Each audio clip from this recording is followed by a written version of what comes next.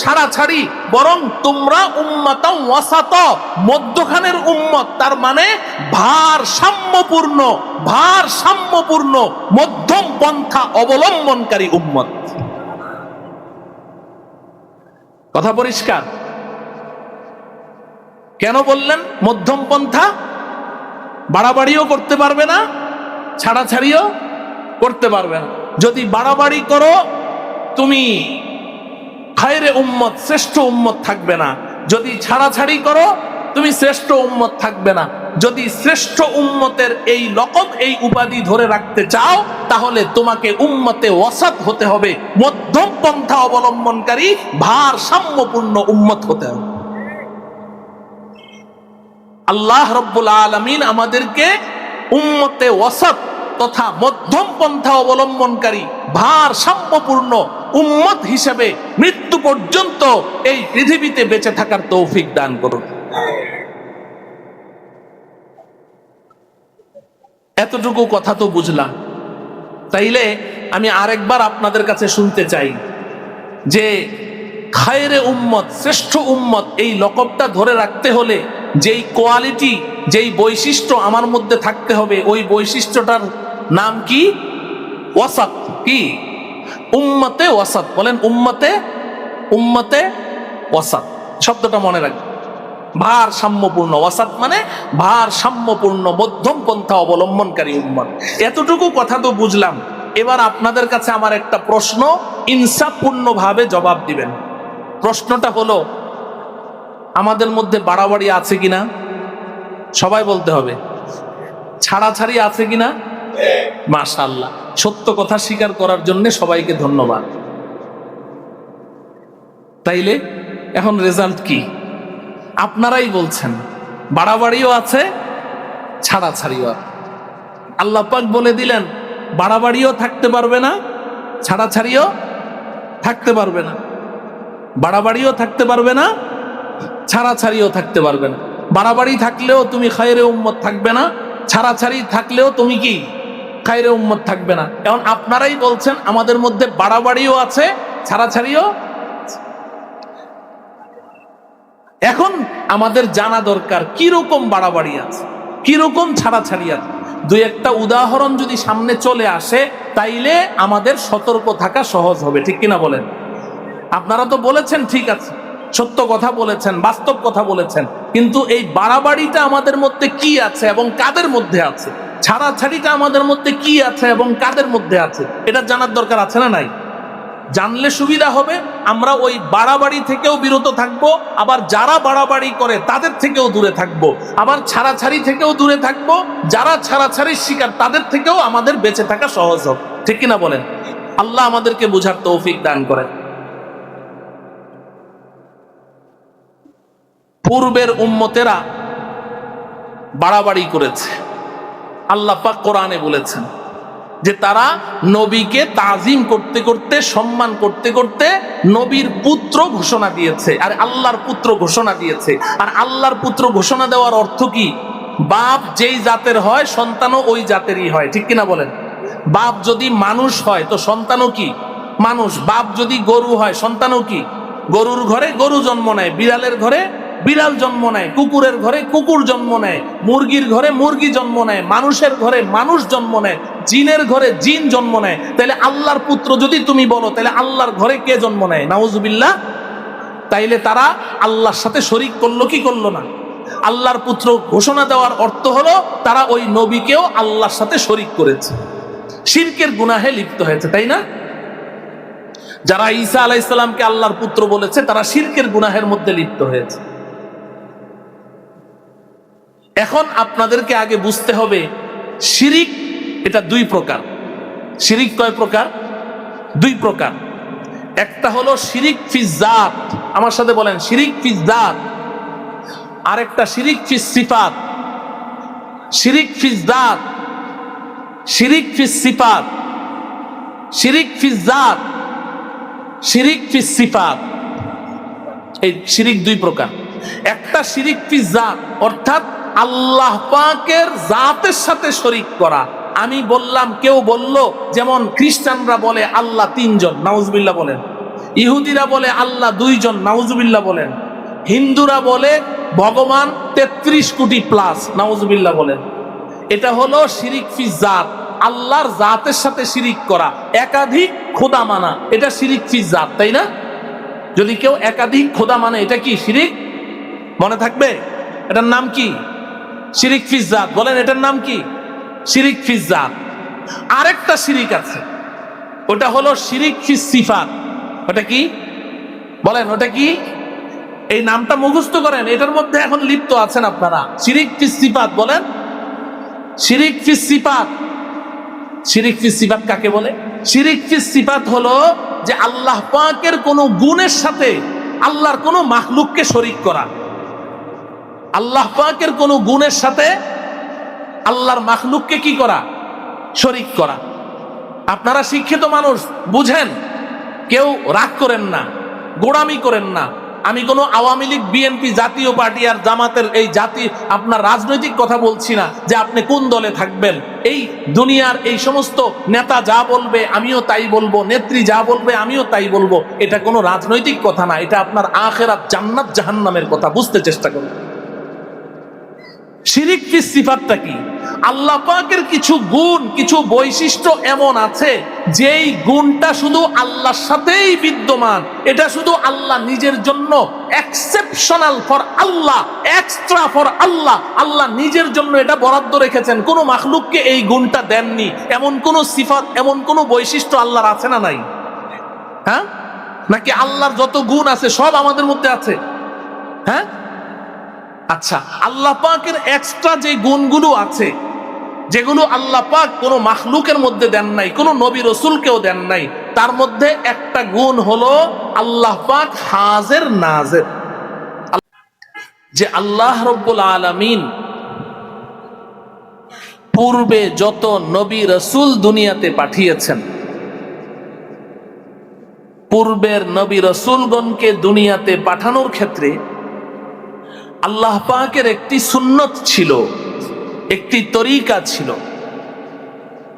আর সেই তরিকাটি হলো যে আল্লাহ রব্বুল আলামিন পূর্বের নবী রসুলগণকে এলাকা ভিত্তিক পাঠাতেন। নবুয়তের এলাকা আল্লাহ পাক ভাগ করে দিতেন।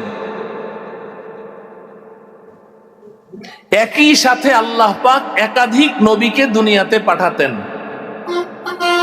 এবং একই সময়ে একাধিক নবীর নবুয়ত দুনিয়াতে চলমান ছিল। এই এলাকার নবী একজন, আবার পার্শ্ববর্তী এলাকার নবী আরেকজন। যেই মুহূর্তে এই এলাকার নবীর নবুয়ত চলমান আছে, ঠিক এট এ টাইমে পার্শ্ববর্তী এলাকার নবীর নবুয়তও কি আছে? চলমান আছে। ভাই মাইকম্যান, এই যে ভাই মোবাইল মোতালা করছে না, কি প্রিয় জিনিস রে। তোর দায়িত্ব আজকে আমাদের দিকে তাকিয়ে থাকা, মোবাইল বন্ধ রাখ, আরেকবারও মোবাইলের দিকে তাকাবি না। এই যে এই সাউন্ডটা এরকম লাফালাফি করছে কেন? জি মুহতারাম হাজরিন, যে কথা বলছিলাম শোনেন তো। আল্লাহ রব্বুল আলামিন একই সময় আল্লাহ পাক একাধিক পয়গম্বর দুনিয়াতে পাঠিয়েছেন এবং একই সাথে তাদের নবুয়ত চলমান ছিল। যেমন আপনারা জানেন, হযরতে ইব্রাহিম আলাইহিস সালাম তিনি যখন নবী, ঠিক ওই মুহূর্তে ওনার পার্শ্ববর্তী এলাকার নবী ছিলেন হযরতে লূত আলাইহিস সালাম। একই সময়ে দুই নবীর নবুয়ত চলমান ছিল। আবার ইব্রাহিম আলাইহিস সালামের দুই পুত্র হযরতে ইসহাক আলাইহিস সালামও নবী, আবার হযরতে ইসমাইল আলাইহিস সালামও কি নবী। আপন দুই ভাই, দুজনই নবী। আবার হযরতে ইসহাক আলাইহিস সালামের পুত্র হযরতে ইয়াকুব আলাইহিস সালামও নবী। ইয়াকুব আলাইহিস সালাম যেই মুহূর্তে কেনানের নবী, ঠিক ওই মুহূর্তে ওনার সন্তান ইউসুফ আলাইহিস সালাম মিশরের নবী। তো তাহলে আল্লাহ রাব্বুল আলামিন এলাকা ভাগ করে দিয়েছেন, নবুয়তের এলাকা ভিত্তিক নবী পাঠিয়েছেন। হযরতে মূসা আলাইহিস সালাম সম্পর্কে আপনারা জানেন, ফেরাউন যখন মূসা আলাইহিস সালামকে অ্যারেস্ট করতে চাইলো, বন্দী করতে চাইলো, তাকে বন্দী করার জন্য ফেরাউন যখন পরোয়ানা জারি করলো, তা হযরতে মূসা আলাইহিস সালাম এই সংবাদ পেয়ে আল্লাহ পাকের নির্দেশে মিশর ছেড়ে পলায়ন করলেন। পলায়ন করে বহু দূর দেশে চলে গেলেন। সেখানে গিয়ে যেই বাড়িতে হযরতে মূসা আলাইহিস সালাম আশ্রয় পেলেন, ওই বাড়ির মালিকও ছিলেন একজন নবী, হযরতে শুআয়ব আলাইহিস সালাম। তো এখান থেকে আমরা বুঝলাম যে পূর্বের নবী রাসূল পয়গম্বরগণকে আল্লাহ রাব্বুল আলামিন এলাকা ভিত্তিক পাঠিয়েছেন, নবুয়তের এলাকা ভাগ করে দিয়েছেন। পক্ষান্তরে আল্লাহ রাব্বুল আলামিন আমাকে আপনাকে দয়া করে, মায়া করে, ভালোবেসে, মোহাব্বত করে যেই নবী দান করেছেন, যেই রাসূল দান করেছেন, আপনারা বলুন আমাদের নবীকে কোন এলাকার জন্য পাঠিয়েছেন? কোন নির্দিষ্ট এলাকার নবী বানিয়ে পাঠিয়েছেন? না, তিনি আরব দেশের জন্য খাস ছিলেন না, কিংবা কোনো মহাদেশের জন্য তাকে পাঠানো হয় নাই। বরং আমাদের নবীর নবুয়তের এলাকা কি? একজন কবি বড় চমৎকার করে বলেছেন, জাহাঁ তক হ্যায় রবুবিয়ত খুদা কি, जहां तक है रबूबियत खुदा की, वहां तक है नबूवत मुस्तफा की, वहां तक है नबूवत मुस्तफा की। আল্লাহ রাব্বুল আলামিনের রবুবিয়ত, আল্লাহ পাকের খুদাই, আল্লাহ পাকের প্রভুত্ব যত যত জায়গায় চলমান, আমার আপনার নবীর নবুয়ত তত তত জায়গায় চলমান। এজন্যই তো কোরআনে কারীমে আমরা সূরাতুল ফাতিহা তেলাওয়াত করি, আলহামদুলিল্লাহি রাব্বিল আলামিন। রব্বুল আলামিন আমাদের রব, তিনি আলামিনের রব। আলামিন বহু বচন, এক বচন হলো আলম। আলম মানে একটি জগৎ, আর আলামিন মানে সমস্ত জগৎ। এই পৃথিবীর যে জগৎটা আমরা দেখতে পাচ্ছি, যেই জগতে এখন আপাতত আমরা আছি, জগৎ কি শুধু এটি না, আরো জগৎ আছে, আরো অনেক জগৎ আছে, অনেক জগৎ আছে। আমরাই তো পেছনে দুইটি জগৎ পাড়ি দিয়ে এসেছি। আমরা তো প্রথমে রূহ জগতে ছিলাম, ওখান থেকে মাতৃগর্ভ জগতে ছিলাম, ওখান থেকে এখন দুনিয়ার জগতে আছে। সামনে কবর জগৎ আছে, এরপর হাসর জগৎ আছে, আরো কত কত জগৎ আছে। তো আল্লাহ কি শুধু এই দুনিয়ার জগতের রব, না সব জগতের রব? এজন্যে আল্লাহ পাক বলেছেন রব্বুল আলামিন, বহুবচন শব্দ ব্যবহার করেছেন। আলহামদুলিল্লাহি রব্বিল আলামিন, আল্লাহ সমস্ত জগতের রব। ঠিক তদ্রূপ আমাদের নবী, আমাদের রাসূল সম্পর্কে আল্লাহ কি বলেছেন? ওয়ামা আরসালনাকা ইল্লা রাহমাতাল লিল আলামিন। আল্লাহ রব্বুল আলামিন, আমাদের নবী রহমাতুল লিল আলামিন। আল্লাহ যেমন সমস্ত জগতের রব, আমাদের রাসূল ও সমস্ত জগতের জন্য রহমত হিসেবে প্রেরিত হয়েছে। এমন একজন বিশ্ব নবী, সমস্ত জগতের জন্য যাকে নবী বানিয়ে পাঠানো হয়েছে, আমাকে আপনাকে আল্লাহ রব্বুল আলামিন সেই শ্রেষ্ঠ রাসূল, সেই শ্রেষ্ঠ নবীকে আল্লাহ পাক আমাদেরকেই দান করেছেন। এটাই তো যথেষ্ট প্রমাণের জন্য যে আল্লাহ পাক আমাকে আপনাকেই সবচেয়ে বেশি ভালোবাসেন, সবচেয়ে বেশি মহব্বত। আর তো কোনো প্রমাণের প্রয়োজন নেই। আমাদের রাসূল যেমন সর্বশ্রেষ্ঠ, শুধু আল্লাহ রাব্বুল আলামিন আমাদেরকে শ্রেষ্ঠ রাসূল দিয়েই ক্ষান্ত হননি, বরং শ্রেষ্ঠ রাসূল যেমন একদিকে আমাদেরকে দিয়েছেন, অপরদিকে শ্রেষ্ঠ রাসূলের বরকতে আমাদেরকেও শ্রেষ্ঠ উম্মত বলে ঘোষণা দিয়েছেন। কুনতুম খায়রা উম্মাহ, কুনতুম খায়রা উম্মাহ। আপনারা শিক্ষিত মানুষ, উলামায়ে কেরাম তো বুঝেনি, আমি আপনাদেরকে বুঝাচ্ছি। কুনতুম খায়রা উম্মাহ, আল্লাহ পাক বলেন এই উম্মতে মুহাম্মাদি তোমরা শ্রেষ্ঠ উম্মত ছিলে। কুনতুম ছিলে,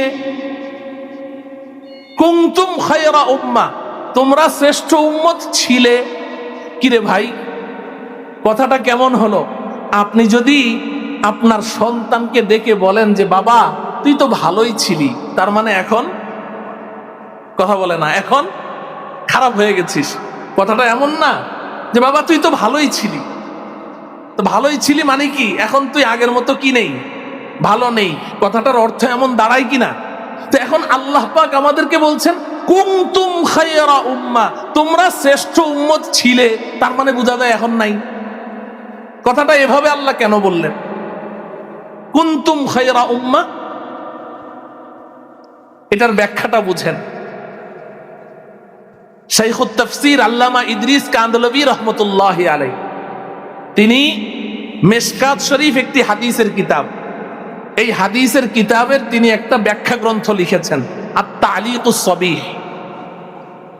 তো এই কিতাবের মধ্যে এই কথাটা তিনি ব্যাখ্যা করেছেন কুনতুম খায়রা উম্মাহ। মিশকাত শরীফের সর্বশেষ হাদিস এটা। মিশকাত শরীফের সর্বশেষ হাদিসে নবীজি সাল্লাল্লাহু আলাইহি ওয়াসাল্লাম এই আয়াতের ব্যাখ্যা করেছেন কুনতুম খায়রা উম্মাহ। প্রশ্ন জাগে যে আমরা শ্রেষ্ঠ উম্মত ছিলাম, কবে ছিলাম, কোথায় ছিলাম? দেখেন, আল্লাহ রব্বুল আলামিন সম্পর্কে আমাদের কি ঈমান আছে যে আল্লাহ পাকের কোনো শুরু আছে? কথা বলে না। আল্লাহর কোনো শুরু আছে, কোনো শেষ আছে? না। তো যার কোনো শুরু নেই তাকে বাংলায় আমরা কি বলি? অনাদি। কি বলি? তার কোনো আদি নেই, তাই না? বাংলা ভাষায় কি বলে? অনাদি, তাই না? শুরু নেই আর শেষ নেই, তাকে বাংলায় কি বলে? অনন্ত। কি বলে? তাহলে আমার আল্লাহ অনাদি, আমার আল্লাহ অনন্ত, ঠিক কিনা বলেন? আল্লাহ পাক অনাদি আবার কি অনন্ত। এটাকে শরীয়তের পরিভাষায় বলে আজালি আর আবাদি। অনাদি যার কোনো শুরু নেই তাকে বলে আজালি। অনাদি আরবিতে কি বলে? আজালি।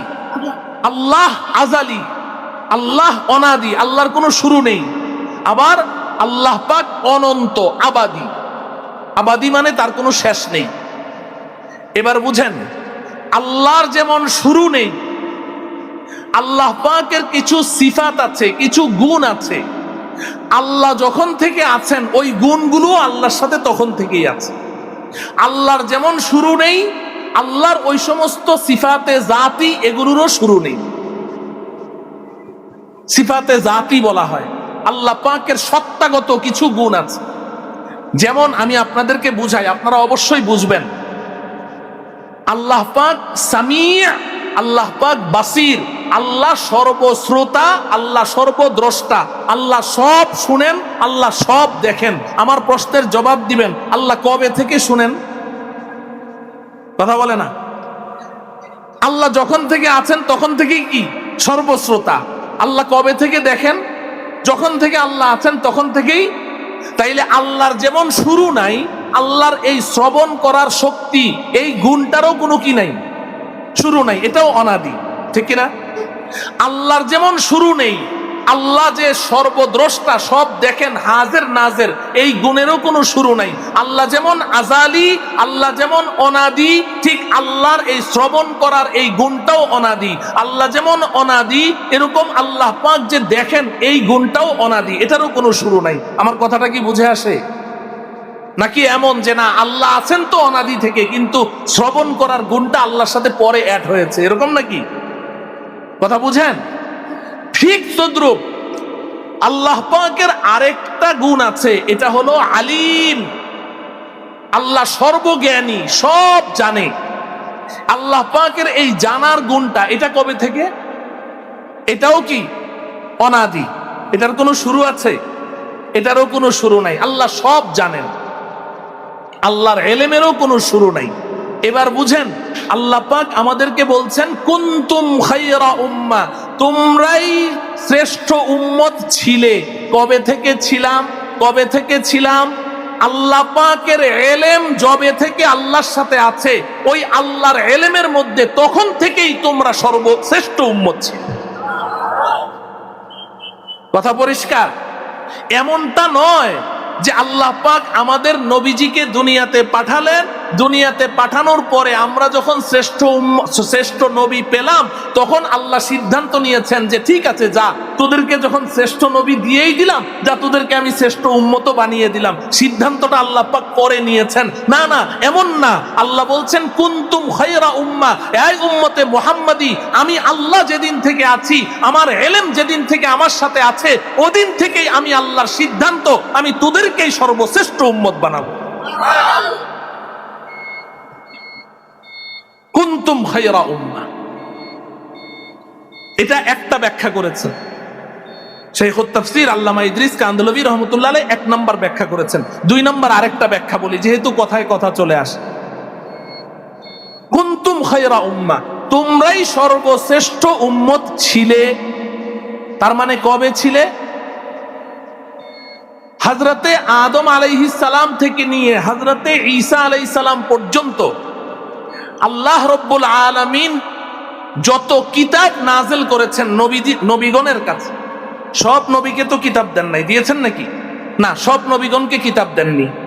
কিন্তু যাদেরকেই কিতাব দিয়েছেন, প্রত্যেক নবীর কিতাবের মধ্যে, আর যাদেরকে কিতাব দেননি তাদেরকে ওহীর মাধ্যমে জানিয়ে দেওয়া হয়েছে। আবারও বলছি, প্রত্যেক নবীর কিতাবের মধ্যে লিখে দেওয়া হয়েছে, আর যাদেরকে কিতাব দেওয়া হয় নাই তাদেরকে ওহীর মাধ্যমে জানিয়ে দেওয়া হয়েছে যে আমার আখিরি পয়গম্বরের উম্মতরাই সর্বশ্রেষ্ঠ উম্মত। অতএব পূর্বের নাজিলকৃত সমস্ত কিতাবেও আমরা শ্রেষ্ঠ উম্মত ছিলাম, এবং পূর্বের সমস্ত নবী রাসূলের ইলমের মধ্যেও আমরা শ্রেষ্ঠ উম্মত ছিলাম। আমার প্রিয় ভাইয়েরা, এখন একটা প্রশ্ন হলো যে আল্লাহ রাব্বুল আলামিন আমাদেরকে এত শ্রেষ্ঠত্ব দান করেছেন, শ্রেষ্ঠ নবী দিয়েছেন, শ্রেষ্ঠ রাসূল দিয়েছেন, পাশাপাশি আবার আমাদেরকে শ্রেষ্ঠ উম্মত বলে ঘোষণা দিয়েছেন। এই শ্রেষ্ঠত্বের বর্ণনা করতে গেলে তো কথা শেষ হবে না। নবীজি সাল্লাল্লাহু আলাইহি ওয়াসাল্লাম ইরশাদ করেন, হুররিমাতিল জান্নাতু আলাল আমবিয়া ক্বাবলা আন আদখুলাহা ওয়া হুররিমাতহা আলাল উমাম ক্বাবলা আন তাদখুলুহা। এই আমার উম্মত শোনো, জান্নাতের গেট, জান্নাতের দরওয়াজা দিয়ে প্রবেশ করা আল্লাহ পাক সব নবী রাসূলের উপরে হারাম ঘোষণা করেছেন, যতক্ষণ পর্যন্ত না আমি মুহাম্মাদুর রাসূলুল্লাহ সাল্লাল্লাহু আলাইহি ওয়াসাল্লাম ওই গেট দিয়ে প্রবেশ না করব। হুররিমাতিল জান্নাতু আলাল আমবিয়া ক্বাবলা আন আদখুলাহা, আমি প্রবেশ করার আগ পর্যন্ত সমস্ত নবী রাসূলকে জান্নাতে প্রবেশ করা আল্লাহ পাক হারাম করেছেন। নবীজি হুররিমাত শব্দ বলেছেন, হারাম করে দিয়েছেন, কেউ ঢুকতে পারবে না আমার রাসূল ঢোকা ছাড়া। এরপর নবীজি বলছেন ওয়া হুররিমাতহা আলাল উমাম ক্বাবলা আন তাদখুলুহা, এবং এই জান্নাতের গেট দিয়ে প্রবেশ করা পূর্বের সমস্ত নবী রাসূলের উম্মতের জন্য আল্লাহ পাক হারাম ঘোষণা করেছেন, যতক্ষণ পর্যন্ত না আমার উম্মত তোমরা জান্নাতে প্রবেশ না করবে।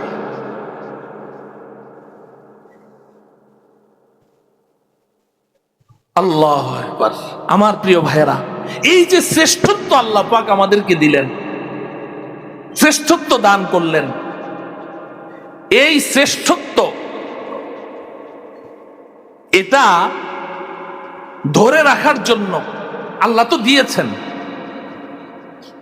তো দিয়েছেন, আমাদের বাংলা ভাষায় আমরা একটা কথা বলি যে স্বাধীনতা অর্জন করা তো সহজ, কিন্তু স্বাধীনতা ধরে রাখা কঠিন, বলে না? তো আল্লাহ তো শ্রেষ্ঠত্ব দিয়ে দিয়েছেন, এখন এই শ্রেষ্ঠত্বটা ধরে রাখার দায়িত্ব কার? কথা বলে না? আমাদের। আল্লাহ তো দিয়েছেন, এটা একটা নিয়ামত না? এই নিয়ামত, এটা কি ছোটখাটো নিয়ামত? এটা পূর্বের কোন উম্মতকে আল্লাহ দিয়েছেন? কোন উম্মতকে আল্লাহ দেননি, কোন উম্মতকে এই শ্রেষ্ঠত্ব দেননি, এই নিয়ামত দেননি, এটা একমাত্র আমাদেরকেই দিয়েছেন। তো এই নিয়ামতটা যে আল্লাহ আমাদেরকে দিলেন, এখন এই নিয়ামতটা ধরে রাখার জিম্মাদারি কার? আমাদের।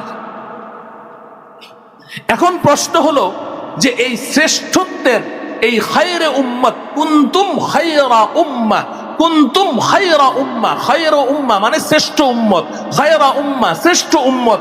এই যে খায়রা উম্মাহ, এটা একটা উপাধি, একটা ডিগ্রি আল্লাহ আমাদেরকে দিয়েছেন। আমি খায়রে উম্মাহ, আপনি খায়রে উম্মাহ, আপনি খায়রে উম্মাহ। এই খায়রে উম্মাহ নামের এই ডিগ্রি, এই উপাধি যে আল্লাহ আমাকে দিলেন, আপনাকে দিলেন, এখন এই খায়রে উম্মাহ এই ডিগ্রিটা ধরে রাখার জন্য কোনো কোয়ালিটির যোগ্যতার প্রয়োজন আছে না নাই? সেই কোয়ালিটিটা কি? সেই কোয়ালিটি কি? সেই শর্তটা কি? যেই শর্তের ভিত্তিতে আমি আমার এই খায়রে উম্মাহ শ্রেষ্ঠ উম্মতের এই ডিগ্রিটা ধরে রাখতে পারব। আমি আজকে আপনাদেরকে ওই শর্তটা, ওই কোয়ালিটিটা সম্পর্কে দুটো কথা বলতে চাই, যে আমার মধ্যে কি বৈশিষ্ট্য বিদ্যমান থাকতে হবে তবেই আমি শ্রেষ্ঠ উম্মতের এই ডিগ্রি ধরে রাখতে পারব। আর যদি এই কোয়ালিটি, এই বৈশিষ্ট্য আমার মধ্যে বিদ্যমান না থাকে, তাহলে খায়রে উম্মত শ্রেষ্ঠ উম্মতের এই ডিগ্রি আমার থেকে ছিনিয়ে নেওয়া হবে। নাউজুবিল্লাহ বলেন। এখন প্রশ্ন হলো সেই কোয়ালিটিটা কি?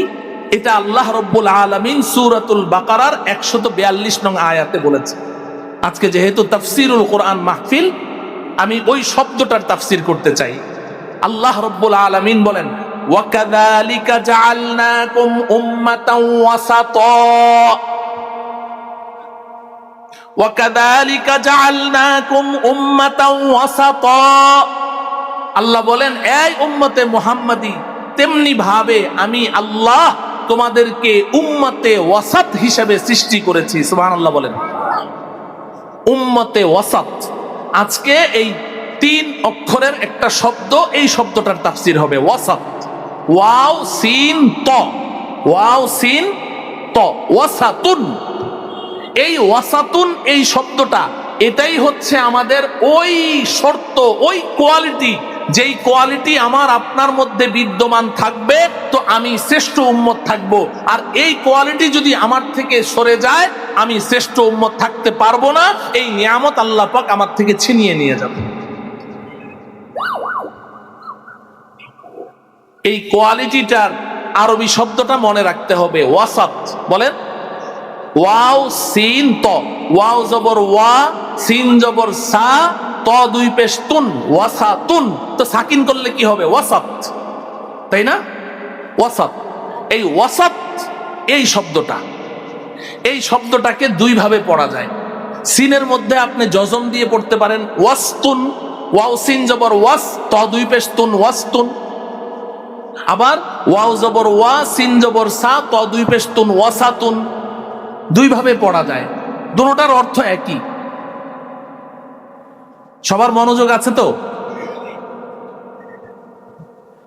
তাইলে ওয়াসতুন ওয়াসাতুন, ওয়াসতুন ওয়াসাতুন, দুটোটার একই অর্থ। অর্থ কি জানেন? অর্থ হইল মধ্যখান। ওয়াসতুন অর্থ কি? মধ্যখান, মাঝখান। তো আল্লাহ পাক কি বলছেন? ওয়াকাযালিকা জাআলনাকুম উম্মাতাও ওয়াসাতা। এই উম্মতে মুহাম্মাদি, এই আখিরি পয়গম্বরের উম্মতেরা, আমি আল্লাহ তোমাদেরকে মধ্যখানের উম্মত বানিয়েছি। আরে এটা আবার কেমন কথা? মধ্যখানের উম্মত? আমরা কি মাঝখানে নাকি? আমরা সবার শেষে না? আমরা কি সবার শেষে? আপনি যদি মধ্যখান বলেন, তো মধ্যখান বলতে হলে তো আগে পরে কিছু থাকা লাগবে, ঠিক কিনা? আমি যদি একটা আঙ্গুল উত্তোলন করে বলি যে এখানে মাঝখানে কোন আঙ্গুলটা আছে, প্রশ্নটা কি শুদ্ধ হবে? সহি হবে? সহি হবে না। যদি 2 আঙ্গুল উত্তোলন করে বলি এই 2টার মধ্যে মাঝখানে কোনটা, প্রশ্ন কি শুদ্ধ হবে? এবার যদি বলি মাঝখানে কোনটা, এবার ঠিক আছে, ঠিক কিনা বলেন? কারণ মধ্যখান হইতে গেলে আগেও একটা লাগবে, পরেও লাগবে। একটা থাকুক, 2টা থাকুক, 100 থাকুক, 200 থাকুক, 2 ধারে কিছু লাগবে, নাইলে তো আর মাঝখান হবে না। মাঝখান হবে? মাঝখান হওয়া লাগলে আগে পরে লাগবে কি লাগবে না? তো তাইলে আমরা তো সবার পরের উম্মত, আমাদের পরে আর কোনো উম্মত আছে? তো তাইলে আমরা মধ্যখান হইলাম কেমনে? মধ্যখান হইতে গেলে আগে পিছে কিছু লাগে। যখনই মধ্যখান বলবে তখনই বোঝা যাবে আগে পিছে কিছু আছে, তাই না? আমি যে এলাকায় থাকি গাবতলী, আমার এলাকার পাশে এক এলাকায় এক হাজী সাহেব। তো ওই এলাকার নিয়ম হলো একবার যদি হজ করে তাহলে হাজী, আর যদি একের অধিক 2-3 বার হজ করে তাইলে আলহাজ। নামের শুরুতে একবার হজ করলে কি লাগাবে? হাজী। আর একের বেশি যদি হজ করে তাইলে কি লাগাইতে পারবে? কিন্তু একবার হজ করে শুরুতে কি লাগাইতে পারবে না? আলহাজ লাগাইতে পারবে না। এটা ওই এলাকার নিয়ম। কেউ যদি একবার হজ করে আর নামের শুরুতে আলহাজ লাগায় তো এলাকাবাসী ধরবে, কিরে মিথ্যাবাদী, তুই হজ করলি একবার, তুই আলহাজ লিখিস কেন? তুই হাজী লিখবি। হজ করলে নামের শুরুতে হাজী লেখা লাগে, আলহাজ লেখা লাগে? হজ তো একটা ইবাদত। আপনি হজ করলেন, একবার জীবনে হজ করে আপনি নামের শুরুতে হাজী লাগান, আর দিনে 5 বার নামাজ পড়েন, তো নামাজের শুরুতে নামাজি লাগান না কেন? কিরে ভাই, নামাজি আব্দুর রহিম, নামাজি আব্দুল গফফার, শুরুতে নামাজি লাগাবেন। দিনে 5 বার নামাজ পড়েন, আর জীবনে একবার হজ করে শুরুতে কি হাজী? আজীব অবস্থা। আল্লাহ আমাদেরকে বোঝার তৌফিক দান করেন। তো এখন ওখানে ওই এলাকার এক হাজী সাহেব, উনি হজ করছে 3টা, কিন্তু এলাকার মানুষ এটা জানে না। না জানার কারণে এখন সবাই খালি ওরে হাজী কয়, ওর নামের শুরুতে সবাই হাজী লেখে, আলহাজ কেউ লেখে না। এই বেচারা কষ্টে শেষ। হায় রে, আমার মনে হয় বাকি 2টা হজ বরবাদ হয়ে গেল। এত কষ্ট করে আমি 3টা হজ করলাম, এখন সবাই তো আমার খালি হাজী কয়, আলহাজ তো কেউ কয় না। তো কেউ তো জানলোই না আমি যে বাকি 2টা হজ করলাম, তো আমার লাভ হইল কি? তা এখন সে যে 3টা হজ করেছে এটা মানুষকে জানাবে কিভাবে? একটা মাইক ভাড়া নিয়ে রিক্সায় বসে বসে যদি বলে যে ভাই সব, আমি কিন্তু হজ করছি 3টা, আপনারা মনে করেছেন একটা, এই জন্য আমাকে হাজী বলেন, আজকে থেকে সবাই আলহাজ বলবেন, এটা কি সম্ভব? তো এখন কি করবে? তো ওর মাথায় একটা বুদ্ধি আসছে। ও করলো কি, এলাকার গণ্যমান্য ব্যক্তি সবাইকে বাড়িতে দাওয়াত করলো। দাওয়াত করে এখন যখন খেতে বসছে, তো বিবির সাথে আগের থেকেই কন্ট্যাক্ট করা ছিল, তো খেতে বসে এখন ওই পর্দার আড়াল থেকে খালি বিবি সাহেবকে একটু পর পর ডাক দেয়। ডাক দিয়ে কয়, আরে আরে এই চামচগুলা কেন দিলা? আমি মধ্যম হজের থেকে যে চামচগুলা আনছি ওই চামচগুলা পাঠাও। কিছুক্ষণ পরে আবার কয়, আরে কাপ এগুলা কেন দিছো? আমি মধ্যম হজের যেই কাপগুলো আনলাম মদিনা থেকে ওই কাপগুলা পাঠাও। একটু পরে পরে খালি মধ্যম হজের প্লেট পাঠাও, মধ্যম হজের বাটি পাঠাও, মধ্যম হজের গ্লাস পাঠাও, মধ্যম হজের কাপ পাঠাও। এখন ওই মেহমানরা যারা আসছে, এলাকাবাসী সবাই চোখ চাওয়াচাই করে, কিরে এতদিন তাহলে তো আমরা ভুলের মধ্যে ছিলাম, ওনার তো আলহাজ বলা দরকার ছিল। এই তো তখন মধ্যম বলছে, তখন সবাই, কিরে হাজী সাহেব আপনি যে মধ্যম মধ্যম করেন, আপনি কি হজ করছেন কয়টা? আমি 3টা করছি হজ। ও আচ্ছা আচ্ছা, তাহলে এতদিন ভুল হয়ে গেছে, মাফ করেন। তাইলে মধ্যম বললে কি বোঝা যায়? আগে পিছে এটা বোঝা যায় কিনা? এখন আল্লাহ আমাদেরকে যে বললেন তোমাদেরকে আমি মধ্যম উম্মত হিসেবে সৃষ্টি করেছি, ঘটনাটা কি? এই প্রশ্নের জবাব দিয়েছেন শাইখুত তাফসীর আল্লামা মুফতি শফি রহমতুল্লাহ আলাইহি। তাফসীরে মারিফুল কোরআনের মধ্যে আছে যে ওয়াসত মানে কি, আল্লাহ মধ্যের উম্মত বানিয়েছেন। এর অর্থ কি? বলে এর অর্থ হলো, শোনো, পূর্বে যে উম্মত অতিবাহিত হয়েছে, খুব ভালো করে বুঝেন, বনি ইসরাইল একটা গোষ্ঠী অতিবাহিত হয়েছে কিনা, তাদের মধ্যে 2 ধরনের দোষ ছিল। 2টা গুনাহের মধ্যে তারা লিপ্ত ছিল, মারাত্মক 2টা গুনাহের মধ্যে লিপ্ত ছিল। একটা গুনাহ হলো এই বনি ইসরাইল, এই উম্মত এক অংশ তারা বাড়াবাড়ি করত। কি করত? বাড়াবাড়ি করত। আল্লাহ পাকের বিভিন্ন বিধান নিয়ে, আল্লাহর বিভিন্ন হুকুম আহকাম নিয়ে, শরীয়তের বিভিন্ন বিধান নিয়ে তারা বাড়াবাড়ি করতে করতে সীমা লঙ্ঘন করত। আর আরেক দল আরেকটা গুনাহ করত। সেটা কি? এটার ঠিক বিপরীত। ওরা কি করত? ঢিলামি করত, ছাড়াছাড়ি করত, অবহেলা করত, অবজ্ঞা করত। অবজ্ঞা করতে করতে, ঢিলামি করতে করতে তারা সীমা লঙ্ঘন করত। একদল বাড়াবাড়ি করতে করতে সীমা লঙ্ঘন করত, আরেক দল ছাড়াছাড়ি করতে করতে সীমা লঙ্ঘন করত। বাড়াবাড়িকে আরবিতে বলে ইফরাত, আর ছাড়াছাড়িকে আরবিতে বলে তাফরিত। একদল ইফরাতের শিকার ছিল, আরেক দল তাফরিতের শিকার ছিল। একদল আল্লাহ পাকের বিভিন্ন বিধান নিয়ে বাড়াবাড়ি করত। সেই বাড়াবাড়িটা কেমন? মুফতি শফি রহমতুল্লাহ আলাইহি ওটার উদাহরণ দিয়েছেন। যেমন আল্লাহ রাব্বুল আলামিন তাদেরকে নবী দিয়েছেন, ইহুদিদেরকে আল্লাহ পাক একজন পয়গম্বর দিয়েছেন, তার নাম হযরতে উযাইর আলাইহিস সালাম। উযাইর একজন নবী ছিলেন, কিন্তু ইহুদিরা এই উযাইরকে সম্মান করে, তাজিম করে। ভালো করে বুঝেন, সম্মান করে, তাজিম করে। নবীকে সম্মান করা লাগবে কি লাগবে না? নবীর তাজিম, নবীর সম্মান, এটাই তো ঈমান। তো এখন তারা উযাইর আলাইহিস সালামকে তাজিম করে, সম্মান করে। সম্মান করতে করতে করতে করতে এক সময় তারা বলে যে না, আমাদের দিল ভরে না, এভাবে তাজিম করে আমাদের দিল ভরে না, আরো সম্মান করতে হবে। বলে কেমনে সম্মান করবে? এক পর্যায়ে তারা ঘোষণা দিল উযাইর আল্লাহর পুত্র। নাউজুবিল্লাহ। আবার বলেন।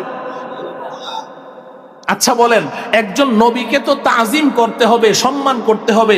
নবীকে তাজিম না করলে ঈমান থাকবে না, কিন্তু সেই তাজিমটার একটা সীমা পরিসীমা আছে না নাই? নবীকে নবীর জায়গায় রেখে সম্মান করতে হবে, নাকি নবীকে উঠাইতে উঠাইতে আল্লাহর চেয়ারে নিয়ে বসাইতে হবে? এটা কি বাড়াবাড়ি কিনা?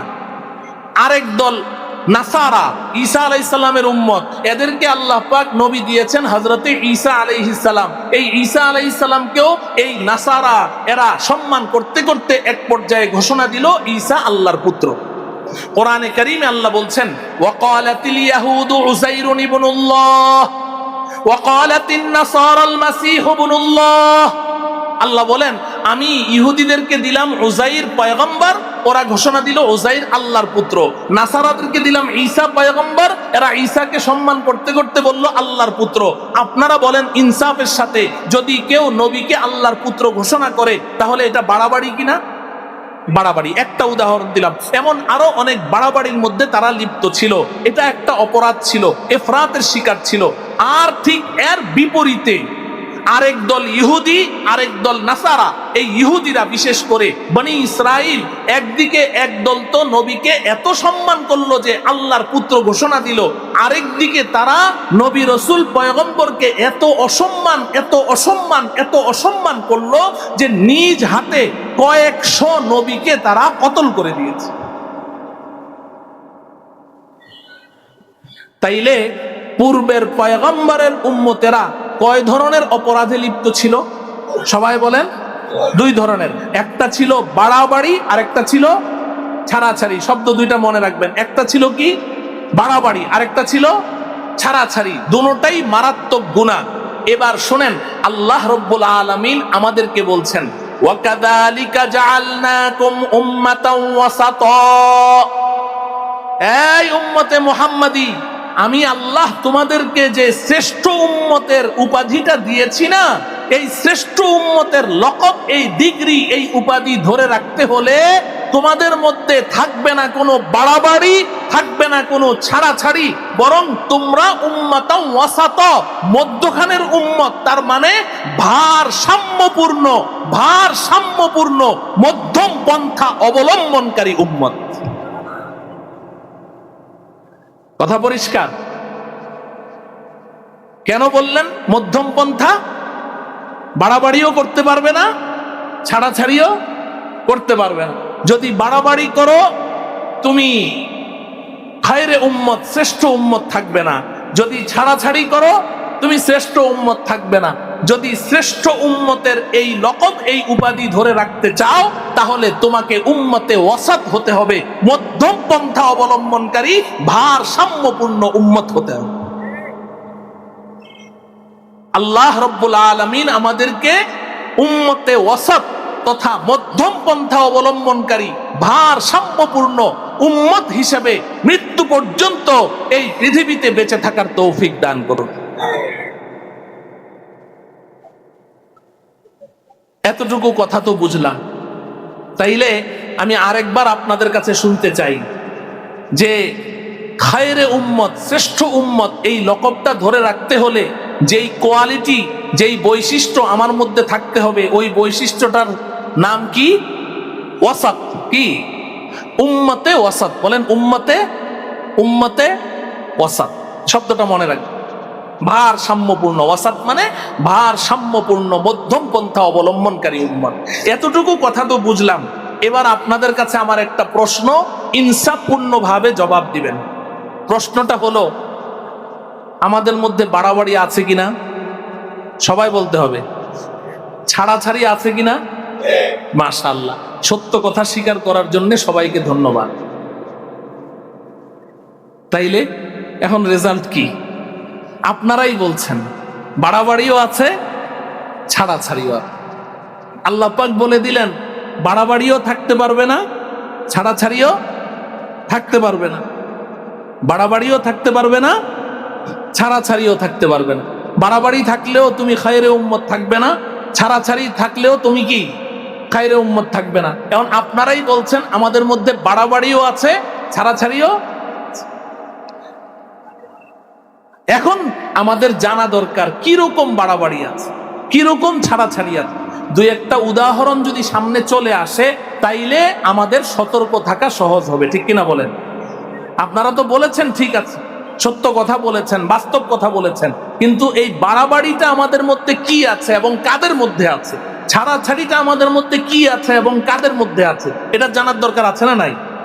জানলে সুবিধা হবে, আমরা ওই বাড়াবাড়ি থেকেও বিরত থাকবো, আবার যারা বাড়াবাড়ি করে তাদের থেকেও দূরে থাকবো, আবার ছাড়াছাড়ি থেকেও দূরে থাকবো, যারা ছাড়াছাড়ির শিকার তাদের থেকেও আমাদের বেঁচে থাকা সহজ হবে, ঠিক কিনা বলেন?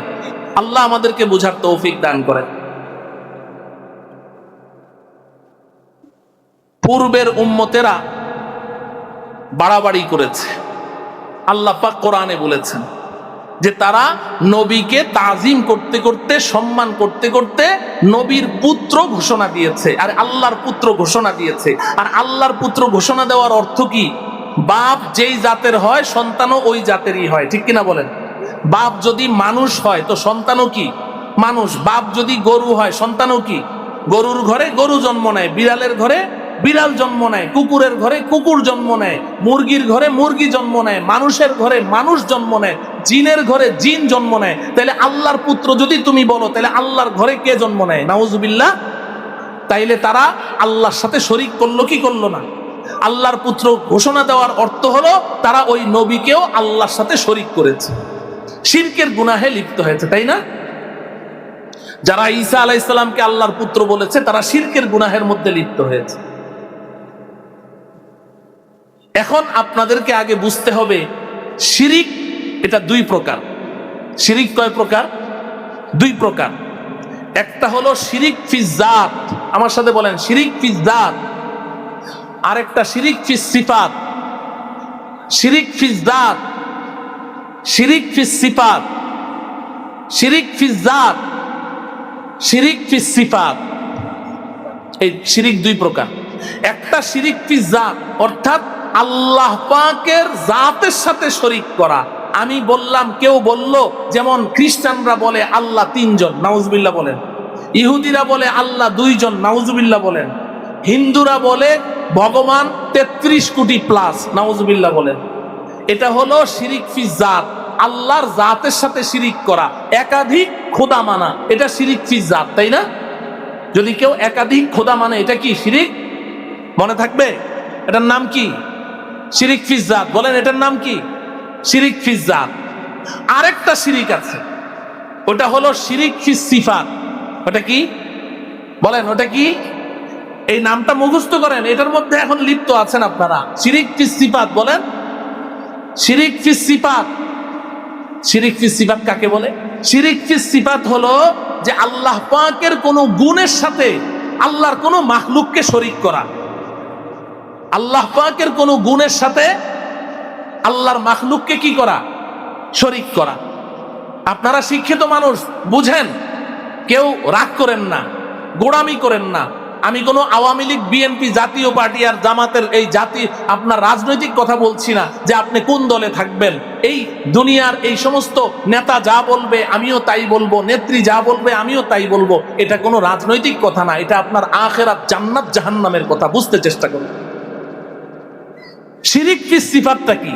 আল্লাহ পাকের কিছু গুণ, কিছু বৈশিষ্ট্য এমন আছে যেই গুণটা শুধু আল্লাহর সাথেই বিদ্যমান, এটা শুধু আল্লাহ নিজের জন্য, exceptional for Allah, extra for Allah. Allah নিজের জন্য এটা বরাদ্দ রেখেছেন, কোনো মাখলুককে এই গুণটা দেননি। এমন কোন সিফাত, এমন কোন বৈশিষ্ট্য আল্লাহর আছে না নাই? হ্যাঁ, নাকি আল্লাহর যত গুণ আছে সব আমাদের মধ্যে আছে? হ্যাঁ, আচ্ছা, আল্লাহ পাকের এক্সট্রা যে গুণগুলো আছে, যেগুলো আল্লাহ পাক কোনো মাখলুকের মধ্যে দেন নাই, কোনো নবী রসুলকেও দেন নাই, তার মধ্যে একটা গুণ হলো আল্লাহ পাক হাজের নাজের। আল্লাহ পাক কি?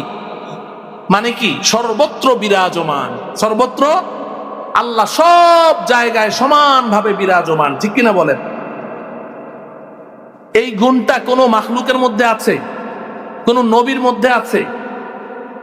এটা আল্লাহ পাকের একটা গুণ, একটা বৈশিষ্ট্য। এখন আমি এক আল্লাহ মানি, আমি একত্ববাদে বিশ্বাসী, আমি দুই আল্লাহ মানি না, কিন্তু আমি বলি যে আল্লাহ যেমন হাজের নাজের, আমার রসুলও তেমন হাজের নাজের। নাউজুবিল্লাহ বলবেন না? আল্লাহর গুণের সাথে আমি আমার রসুলকে কি করলাম? শরীক করলাম। এটা কি শিরিক না? এই শিরিকটার নাম কি? শিরিক ফিস সিফাত। বলে না, এই শিরিকের নাম কি? শিরিক ফিস সিফাত।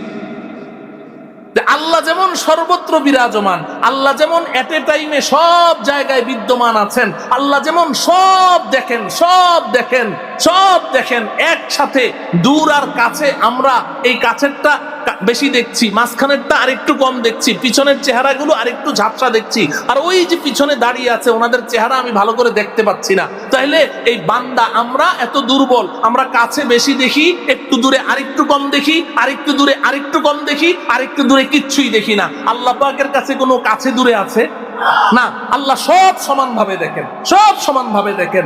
এমনকি আমাদেরকে আল্লাহ যেভাবে দেখছেন, আসমানের ফেরেশতাদেরকে ওইভাবেই দেখছেন। এমনকি সমুদ্রের তলদেশে কোনো একটা পাথর, ওই পাথরের ভেতরে কোনো ছোট্ট একটা পোকা, ওই পাথরের ভেতরে এই ছোট্ট ছোট্ট পা রেখে হাসছে, আল্লাহ তাআলা ওই পোকাটাকেও এইভাবে সমানভাবেই দেখেন। তো এটার নাম হলো হাজের নাজের। এখন যদি কেউ বলে আল্লাহ যেমন হাজের নাজের, আমার রসুলও তেমন হাজের নাজের, আমার রসুলও সব জায়গায় সমানভাবে বিরাজমান, তাহলে এটাকে শিরিক ফিস সিফাত বলা। এবার আমি আপনাদের কাছে জানতে চাই, যদি জানেন তাহলে বলবেন, এই আকীদা, এই বিশ্বাস পোষণ করে এমন মুসলমান আমাদের দেশে আছে না নাই? কম না বেশি? অনেক অনেক অনেক। তারা এই আকীদা লালন করে, আল্লাহ যেমন হাজের নাজের, রসুলও তেমন হাজের নাজের। নাউজুবিল্লাহ বলেন। তো তাইলে এটা কি শিরিক ফিস সিফাত হইল না? ঠিক তদ্রুপ যারা এমন আকীদা পোষণ করে যে আল্লাহ যেমন হাজের নাজের, রসুলও তেমন হাজের নাজের, তাদের আবার আরেকটা আকীদা আছে। তারা বলে আল্লাহ যেমন আলিমুল গায়ব, আমার রসুলও আলিমুল গায়ব। নাউজুবিল্লাহ বলেন। অথচ কোরআনে কারীমে আল্লাহ পাক বার বার বার বার সতর্ক করেছেন, ওয়া ইনদাহু মাফাতিহুল গায়বি লা ইয়ালামুহা ইল্লা হু। আল্লাহ বলেন, গায়েবের চাবিকাঠি সব আমি আল্লাহর হাতে, আমি আল্লাহ ছাড়া কেউ গায়েবের ইলম রাখে, কেউ গায়েবের ইলম রাখে। গায়েবের ইলম একমাত্র কার কাছে? আল্লাহর কাছে। তাহলে আলিমুল গায়েব, এটা যদি কোনো নবীকে আমরা মনে করি, এটা শিরিক ফিস সিফাত। যেই মানুষগুলো এই আকীদা পোষণ করে যে রসুলও হাজের নাজের, রসুলও আলিমুল গায়েব, সেই মানুষগুলো বলে কি? বলে যে রসুল তো মাটির তৈরি, মানুষ না। রসুল মাটির তৈরি কিনা? মানুষ না। বলে কি? রসুল নূরের তৈরি। রসুল কিসের তৈরি? কেন? বলেছে রসুলকে আমরা তাজিম করি, সম্মান করি। এখন যদি রসুল যদি মাটির তৈরি মানুষ হয়, তাইলে তো আমার চাচাতো ভাই, খালাতো ভাই যেমন, তো রসুলও তো এমনই হয়ে গেল। এজন্য রসুলকে তাজিম করতে হইলে রসুলকে নূরের তৈরি বলতে হবে, মাটির তৈরি বলা যাবে না। এরকম বিশ্বাস লালনকারী মানুষ আছে না নাই? আছে। নামাজ নাই, রোজা নাই, হজ নাই, যাকাত নাই, দিন নাই, শরীয়ত নাই, কোরআন নাই, কিতাব নাই। আপনি যদি নামাজের ডাক দেন, বলবে যে আচ্ছা নামাজ পড়ে আগে বল, রসুল কি মাটির তৈরি না নূরের তৈরি? উত্তরবঙ্গের বিভিন্ন জায়গায়, নীলফামারী, দিনাজপুর, ওই সমস্ত অঞ্চলে গেলে তো এরকম ওরা পার্চা পাঠায়, প্রশ্ন পাঠায়। একবার তো নীলফামারীতে আমার হাতে 135টা পার্চা আসছে বয়ান করতে করতে, 135টা। আমি ওয়াজ করেছি 1 ঘন্টা, আর প্রশ্নের জবাব দিয়েছি 1.5 ঘন্টা। এত প্রশ্ন পাঠায়। তো এই প্রশ্ন যে হুজুর রসুল মাটির তৈরি না নূরের তৈরি? আমি কই ভাই, আপনি যে কবরে যাবেন, কবরে তো 3টা সুয়াল হবে, তার মধ্যে কয় নম্বর সুয়াল এটা যে রসুল মাটির তৈরি না নূরের তৈরি? এটা আপনার দরকার কি? রসুলকে কে তৈরি করেছেন? কথা বলেন। তো আল্লাহ জানেন রসুল কিসের, কি দিয়ে আল রসুলকে তৈরি করেছেন। আমার আপনার দরকারটা কি? আমাদের হাসরে এই প্রশ্ন হবে, কবরে প্রশ্ন হবে যে রসুল কিসের তৈরি আগে বল, না হলে তোকে কিন্তু জান্নাত দেওয়া হবে না। তো এটা নিয়ে তোমার এত মাথা ব্যথা কেন? এই ইবলিস আমাদেরকে বাস এই ফালতু প্রশ্নের মধ্যে লাগিয়ে রেখেছে। আরে আল্লাহর রসুল যখন তোমার সামনে প্রমাণিত হয়ে গেল উনি আল্লাহর রসুল, এবার দেখো রসুল সম্পর্কে আমার আকীদা থাকবে কি, বিশ্বাস থাকবে কি, রসুলকে কিভাবে অনুসরণ করতে হয়। আল্লাহ পাক কোরআনে বলে দিয়েছেন, মাইয়ুতির রাসূল ফাকাদ আতা আল্লাহ, আমার রসুলকে যারা অনুসরণ করলো তারা আমি আল্লাহকেই অনুসরণ করব। তো তুমি রসুলকে অনুসরণ করো, এটা তোমার দায়িত্ব। রসুল কিসের তৈরি ওই গবেষণা করার দায়িত্ব তো তোমাকে দেওয়া হয় না। আচ্ছা, আমি আপনাদের কাছে জানতে চাই, যেহেতু কথা এসেছে তাই বলি, মানুষ কিসের তৈরি? জোরে বলেন। ফেরেশতা কিসের তৈরি? জিন কিসের তৈরি? তাইলে মানুষ মাটির তৈরি, জিন আগুনের তৈরি, ফেরেশতা নূরের তৈরি। আচ্ছা বলেন তো, মানুষ, জিন, ফেরেশতা এই তিন জাতির মধ্যে শ্রেষ্ঠ কে? জোরে বলেন। মানুষ। ফেরেশতা শ্রেষ্ঠ না মানুষ শ্রেষ্ঠ? মানুষ শ্রেষ্ঠ। তাহলে মানুষ মাটির তৈরি, তাই না? ফেরেশতা নূরের তৈরি, জিন আগুনের তৈরি। তাহলে মানুষ যদি শ্রেষ্ঠ হয়, আর আমি আমার রসুলকে সম্মান করতে করতে বললাম, ওহে রসুল আপনি মাটির তৈরি, মানুষ না, আপনি নূরের তৈরি, ফেরেশতা, সম্মানটা বাড়াইলাম না কমাইলাম? বুঝে আসে সবার? হ্যাঁ, বুঝলে তো ভালোই। আল্লাহ বুঝার তৌফিক দান করেন। এই বুঝটা ধরে রেখেন, খালি আমার সামনে না, এই বুঝটা ধরে রেখেন। কথা বুঝে আসলো? তাইলে রসুলকে নূরের তৈরি বললে রসুলের সম্মান বাড়াইলাম না কমাইলাম? কমাইলাম, কমাইলাম। আমি মাগরিবের পরে মুফতি মাসরুদুল করিম সাহেবের মাদ্রাসা টঙ্গী দারুল উলুম, ওখানে বয়ান করে এখানে আসছি। তো ওখানে আমি আলোচনা করেছি যে কিছু মানুষ আছে তাদের মধ্যে এলেমও আছে, আবার আল্লাহ আল্লাহর রসুলের মোহাব্বতও আছে। এলেমও আছে, আবার আল্লাহ আল্লাহর রসুলের মোহাব্বতও আছে। এরা হচ্ছে হক্কানি রব্বানি উলামায়ে কেরাম। আর কিছু মানুষ আছে এদের এলেম আছে, আল্লাহ আল্লাহর রসুলের মোহাব্বত নাই, এরা অহংকারী, এরা দ্বীনের মধ্যে ফিতনা সৃষ্টি করে। আর কিছু মানুষ আছে তাদের কলবের মধ্যে আল্লাহ আল্লাহর রসুলের ভালোবাসা আছে কিন্তু এলেম নাই। এই কলবের মধ্যে ভালোবাসা কিন্তু এলেম নাই, এরা হচ্ছে বেদাতি, এরাই হচ্ছে এই বাড়াবাড়ি করে নেওয়া। এলেম নাই, বুঝে না। ওরা মনে করে রসুলের সম্মান বাড়াইলাম, নূরের তৈরি, তো নূরের তৈরি বললে রসুলের সম্মান বাড়াইলাম। না রে বোকা, না রে বেওকুফ, তুই নূরের তৈরি বলে রসুলের সম্মান কমিয়ে দিয়েছিস। দুই নাম্বার কথা, যদি আমি আমার রসুলকে মাটির তৈরি বলি, এর দ্বারা রসুলের অসম্মান হবে কেন? মাটিতে মাটিতে কি বেশ কম নাই? কথা বলেন। মাটিতে মাটিতে বেশ কম আছে না নাই? পাথরে পাথরে বেশ কম আছে না নাই? আচ্ছা বলেন, রেল লাইনের পাথর দেখেছেন? ওখানে পাথর আছে না? কাবা ঘরের কোনায় একটা পাথর আছে, ওটার নাম কি? হাজরে আসওয়াদ, বলেন নাকি? তাহলে কাবা ঘরের কোনায়ও একটা পাথর আছে, রেল লাইনের মধ্যেও কতগুলো পাথর আছে। এই পাথরে পাথরে বেশ কম আছে না নাই? কাবা ঘরের কোনায় যেই পাথরটা আছে, আল্লাহ তাআলা আজকের এই মাহফিলে আমি যাদেরকে দেখছি, যাদেরকে দেখছি না, আল্লাহ সবাইকে ওই পাথরটা জীবনে অন্তত একবার চুমু দেওয়ার তৌফিক দান করুন। কাবা ঘরের কোনায় যে পাথরটা আছে, এই পাথরটাতে চুমু দিলে গুনাহ মাফ হয়ে যায়, গুনাহ চুষে নেয়। নবীজি বলেছেন যে পাথরটা দুধের মতো সাদা ধবধবে ছিল, আমার উম্মতের গুনাহ টানতে টানতে এটা কালো হয়ে গেছে। তাহলে কাবা ঘরের কোনার পাথরে চুমু দিলে গুনাহ মাফ হয়, আর রেল লাইনের পাথর একটা চুমু দিলে এটার মধ্যে কুকুর আর বিড়ালের পেশাব হয়তো মুখে ঢুকবে, নাইলে দাঁত ভাঙবে। ঠিক না বেঠিক? তা ওইটাও পাথর, এটাও পাথর, দুই পাথরে পার্থক্য আছে না নাই? তো তাইলে পাথর মাটির তৈরি হইলেই যে রসুল আমার মতো হওয়া লাগবে এটা তো জরুরি না। মাটিতে মাটিতে পার্থক্য আছে না নাই? আল্লাহ আমাদেরকে বুঝার তৌফিক দান করে। কথায় কথা চলে এসেছে তাই বললাম। আমার প্রিয় ভাইয়েরা, বুঝেন, বুঝতে চেষ্টা করেন। তো তাইলে আমাদের মধ্যে আল্লাহ পাক আমাদেরকে হেফাজত করেছেন যে আমরা পূর্বের উম্মতের মতো রসুলকে আল্লাহর পুত্র ঘোষণা করি নাই।